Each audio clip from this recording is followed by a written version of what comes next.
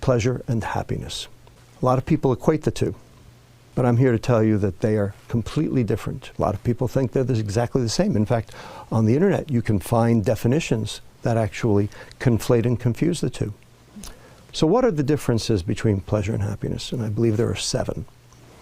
Pleasure is short-lived, happiness is long-lived.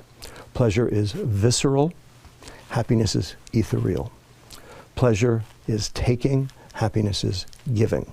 Pleasure can be achieved with substances, happiness cannot be achieved with substances. Pleasure is experienced alone, happiness is experienced in social groups. The extremes of pleasure all lead to addiction, whether they be substances or behaviors. Yet there's no such thing as being addicted to too much happiness.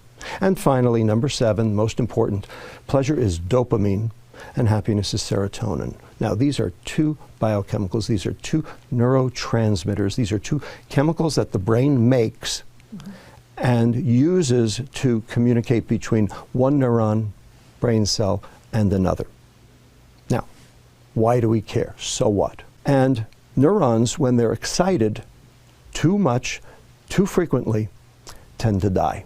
So the neuron has a defense mechanism against that.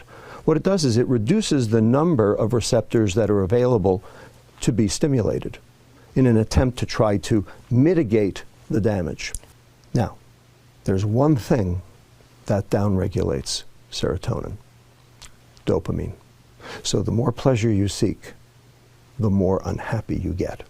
Have very specifically and in a coordinated fashion confused and conflated the term happiness with the term pleasure, so that you can buy happiness, so that they can sell you their junk.